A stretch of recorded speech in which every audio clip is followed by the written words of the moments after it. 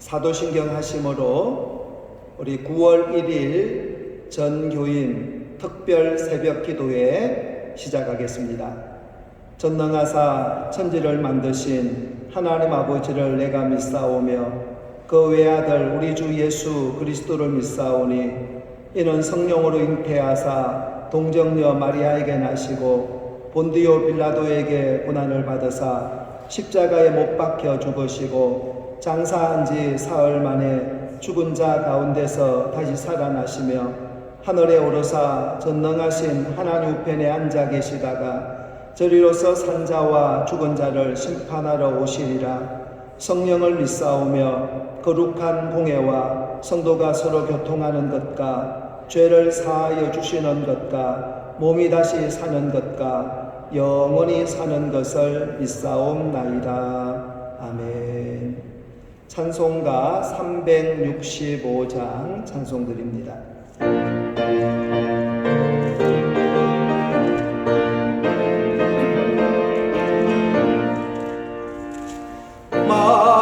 마음속에 근심 있는 사람 주 예수 앞에 아뢰어라. 슬픈 마음 있을 때에라도 주 예수께 아뢰라. 주 예수 앞에 아뢰어라. 주 우리의 친구니 무엇이나 근심하지 말고 주 예수께 아뢰라. 눈물 나며 깊은 한숨 쉴 때 주 예수 앞에 아뢰어라. 엄밀한 죄 내게 있더라도 주 예수께 아뢰라. 주 예수 앞에 아뢰어라.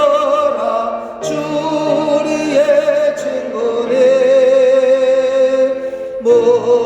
무엇이나 근심하지 말고 주 예수께 아뢰라. 괴로움과 두려움이 있을 때 주 예수 앞에 아뢰어라. 내일을 염려하지 말고 주 예수께 아뢰라. 주 예수 앞에 아뢰어라. 주 우리의 친구니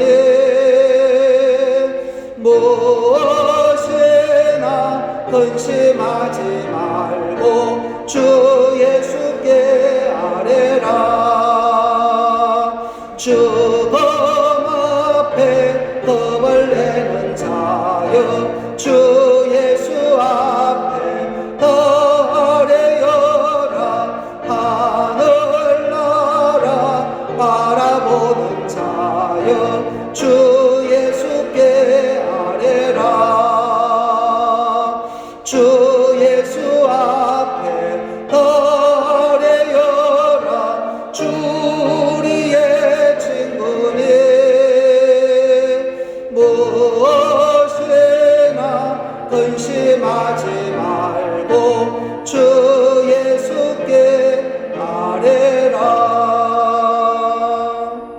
아멘. 하나님 말씀 보겠습니다. 누가복음 5장 31절로 32절입니다. 누가복음 5장 31절로 32절입니다. 다 같이 보겠습니다. 예수께서 대답하여 이르시되 건강한 자에게는 의사가 쓸데없고 병든 자에게라야 쓸데있나니 내가 의인을 부르러 온 것이 아니요 죄인을 불러 회개시키러 왔노라. 아멘. 기도하겠습니다. 하나님 아버지 감사합니다.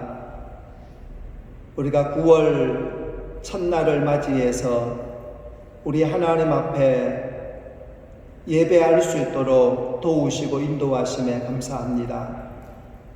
우리가 매월 실세하는 전교인 특별 새벽 예배, 하나님 이 예배를 받아주시고 지금까지 지내온 것도 하나님의 은혜지만 앞으로도 하나님의 은혜 가운데 살기를 원하고 하나님의 인도하심을 받아서 믿음의 승리자들이 되어지게 하옵소서. 이 새벽을 깨우고 예배하게 하시며 또 이 시간에도 특별히 우리 마음을 다하여서 귀한 예물을 드린 손길들이 있습니다. 그 손길을 받으시고 축복하시고 우리의 삶에 하나님의 축복으로 살 수 있도록 은혜 베풀어 주옵소서. 이 시간 전파되어지는 말씀 속에 은혜를 주시고 하나님 종의 입술을 붙들어 주시옵소서. 예수님 이름으로 기도하옵나이다. 아멘. 성경에는 질병에 대한 이야기들이 많이 나오고 있는 것을 보게 되어집니다.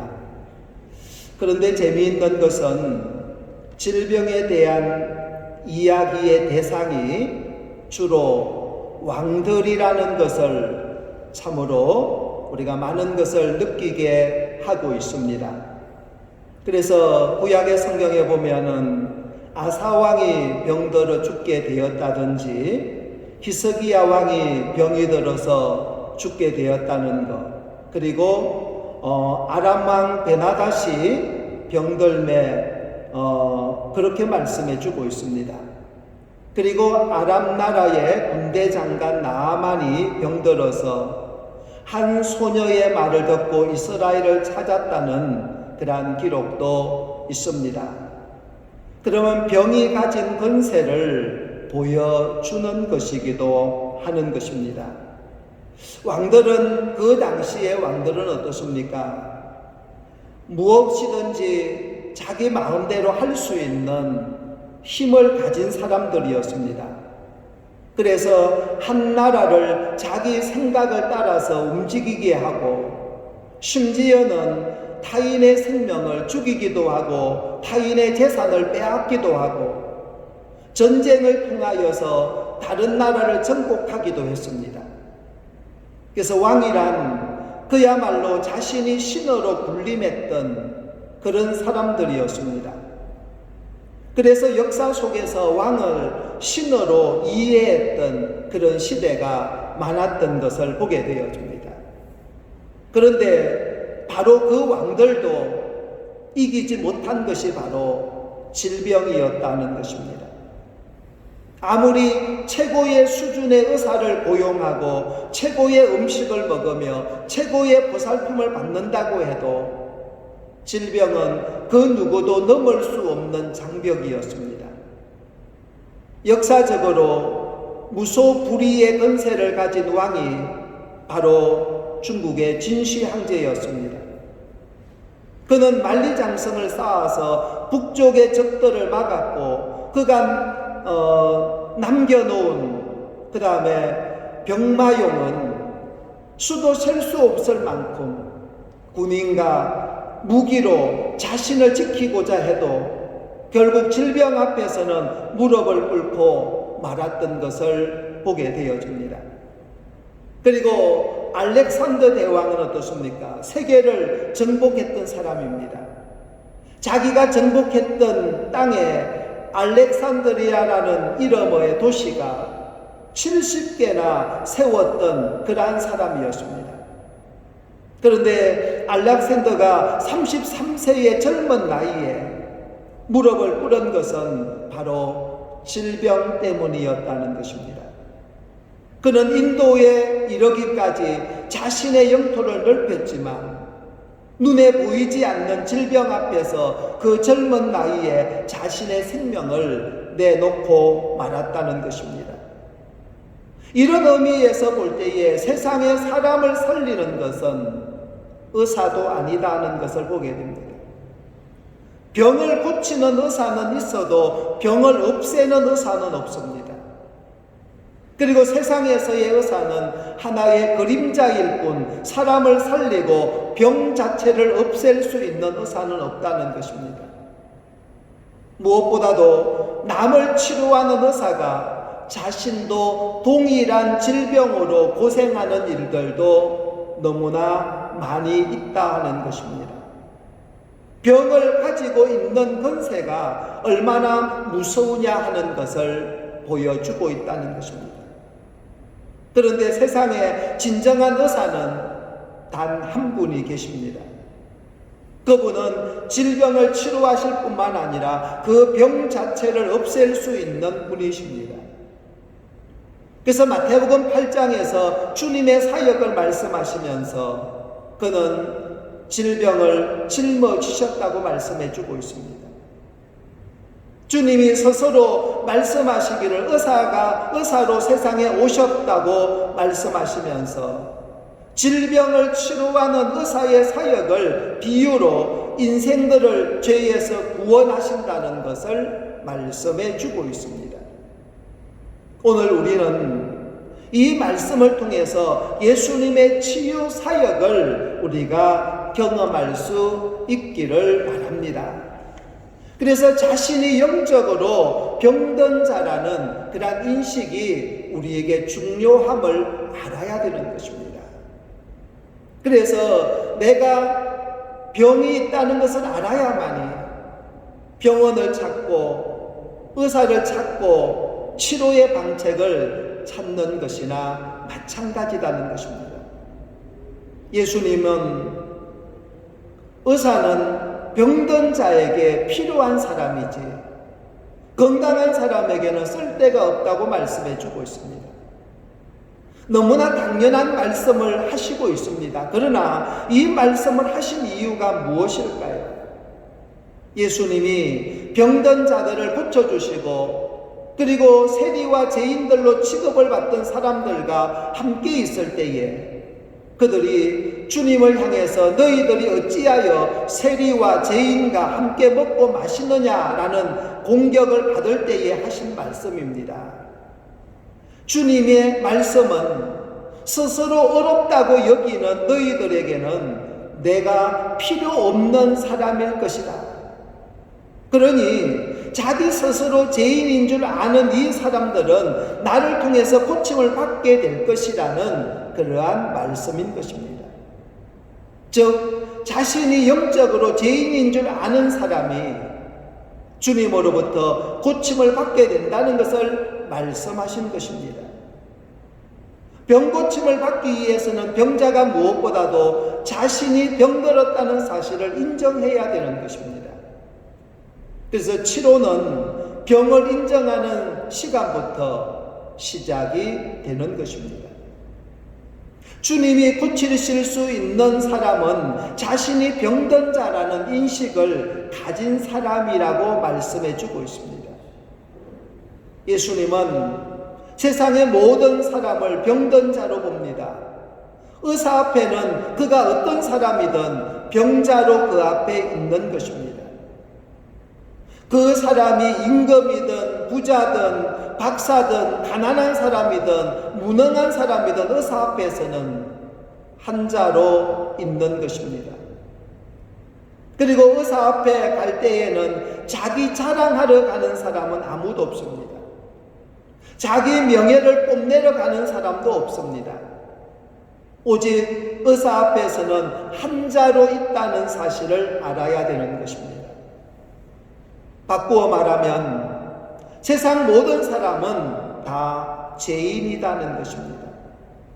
그러나 예수님이 죄를 사하여 주시는 사람은 자신이 죄인임을 깨닫고 회개하는 사람이라고 했습니다.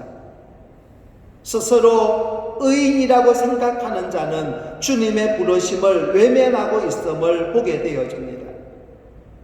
그러므로 주님은 내가 의인을 부르러 온 것이 아니라고 말씀해 주고 있습니다.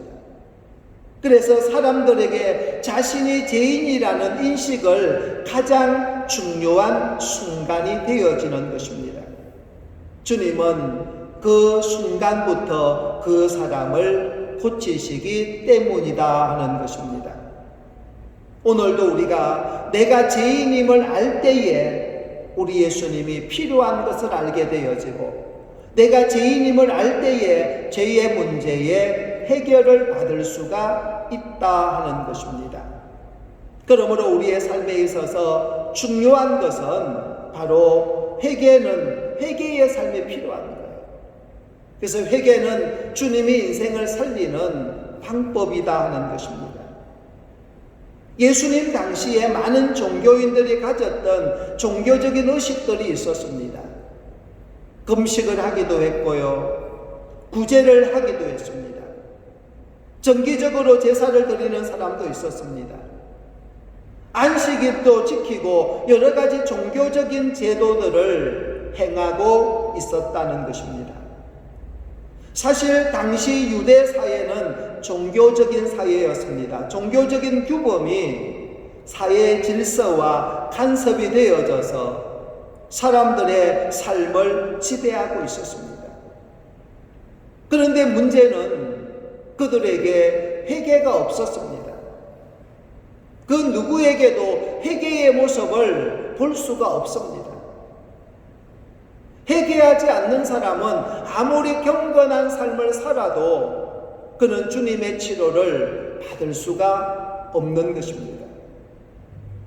주님의 나라로 나아가는 사람은 회개를 통해서 주님을 만나게 되는 것입니다. 회개는 죄로 말미암아 죽을 수밖에 없는 우리들을 살리기 위해서 성령님이 우리 가운데서 치료하시는 현상인 것입니다. 근데 문제는 뭡니까?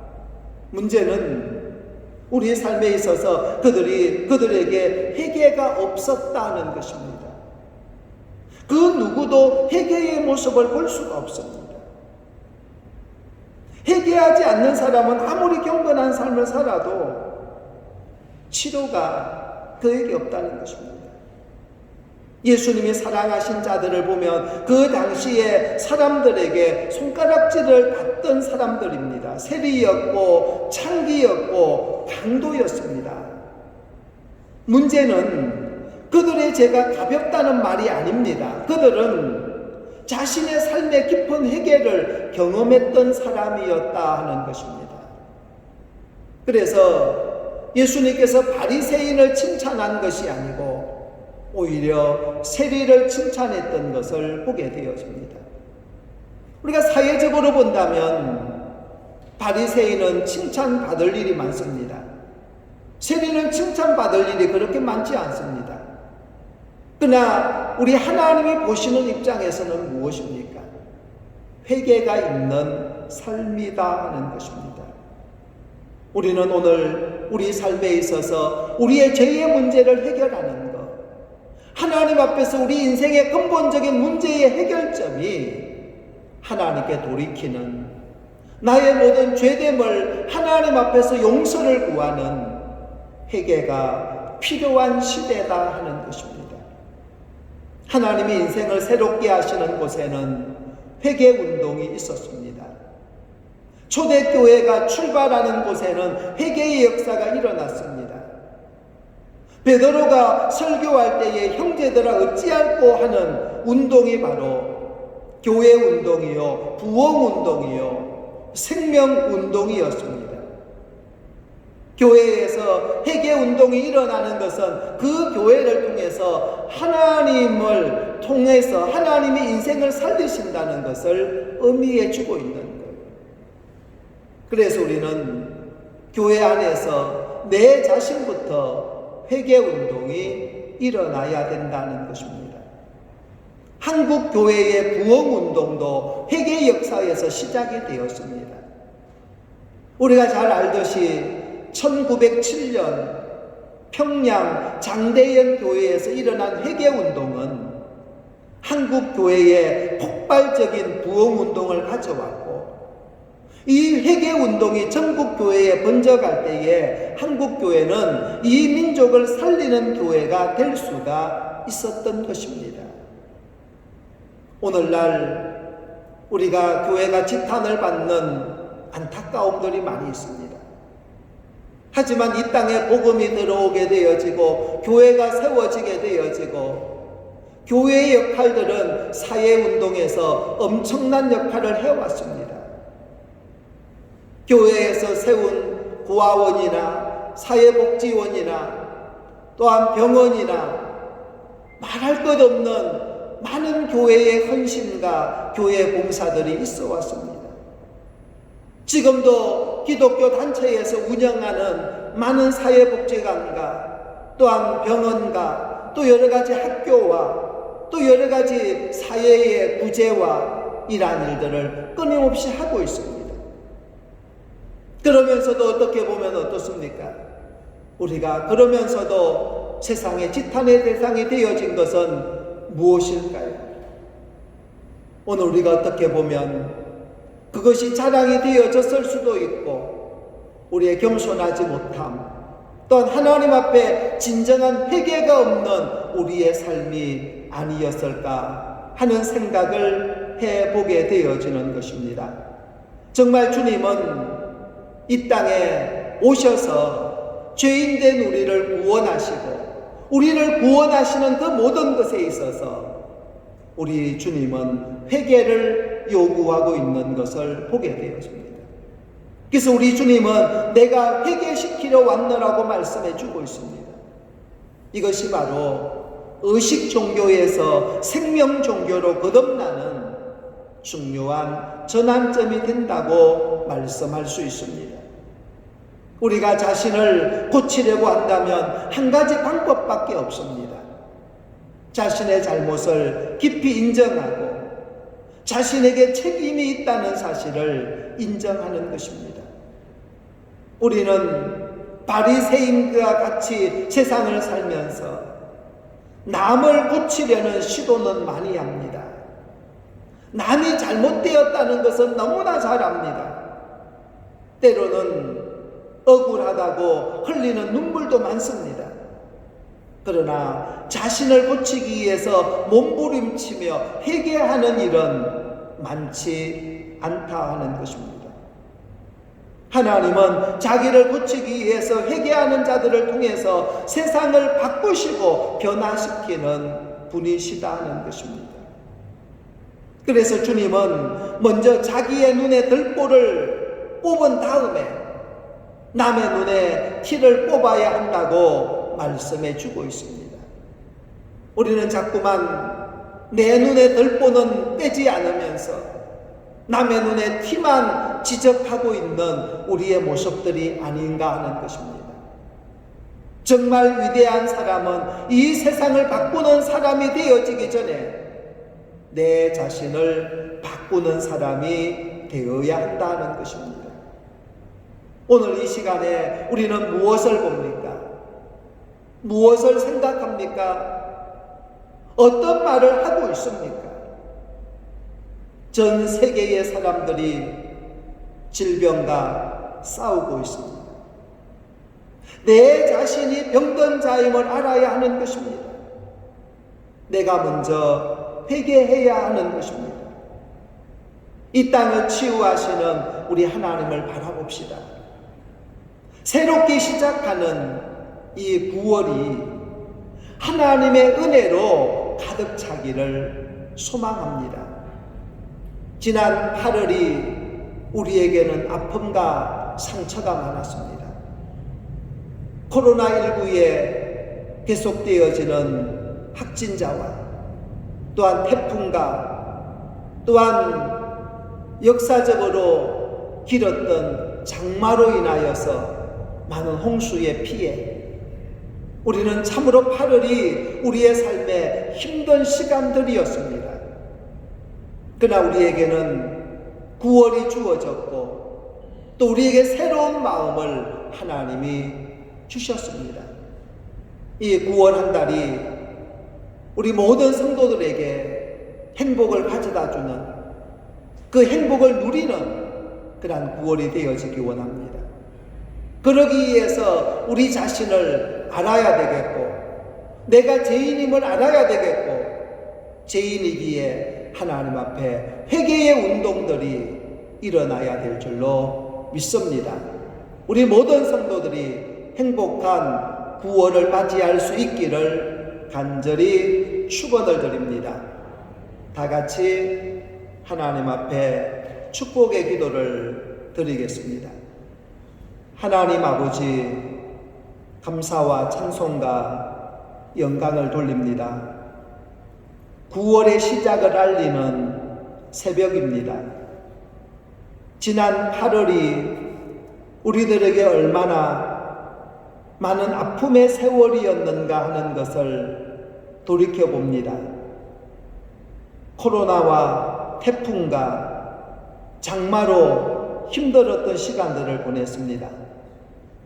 하지만 우리는 내일을 바라보고 소망을 가질 수 있는 사람들이기에 9월을 시작하면서 하나님 앞에서 소망을 갖습니다. 하나님, 새로운 다짐을 합니다. 하나님, 지금까지 지내온 것이 많은 어려움들 속에서 지내왔지만 그것도 하나님의 은혜입니다. 앞으로 우리가 살아가는 삶에 있어서 하나님의 이끄심을 따라서 살 수 있는 사랑하는 성도들이 되어지게 하옵소서. 하나님, 이 나라 이 민족을 축복하여 주옵소서. 아버지여, 많은 어려움 속에 있지만 이 어려움을 헤쳐나가고자 여러 모양으로 힘쓰고 애쓰는 자들이 너무나 많이 있습니다. 그들을 하나님 위로하여 주옵시고, 정말 나라와 민족을 위해서 헌신하고 수고하는 그들의 모든 노력들이 아름다운 결실을 이루어 갈 수 있도록 인도해 주시옵소서.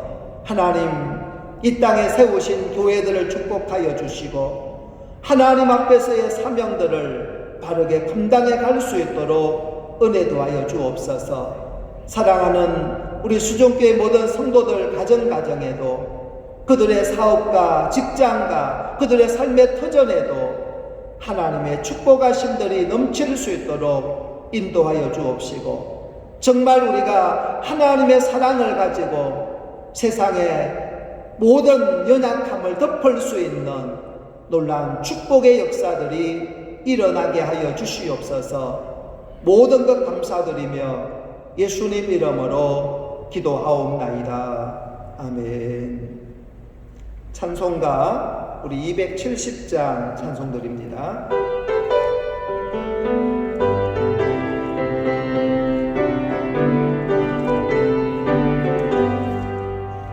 변찮는 주님의 사랑과 거룩한 보혈의 공로를 우리 다 찬양을 합시다. 주님을 만나볼 때까지 예수는 우리를 깨끗게 하시는 주시니 그의 피 우리를 눈보다 의게 하셨네. 우리를 깨끗게 한 피는 무궁한 생명의 물일새 생명의 구원을 받은 자 하나님 찬양을 합시다. 예수는 우리를 깨끗게 하시는 주시니 그의 피 우리를 눈보다 의게 하셨네. 주님의 거룩한 보혈을 날마다 입으로 담대히 싸우며 나가세. 천국에 들어갈 때까지 예수는 우리를 깨끗게 하시는 주시니 그의 피 우리를 눈보다 의게 하셨네. 십자가 단단히 붙잡고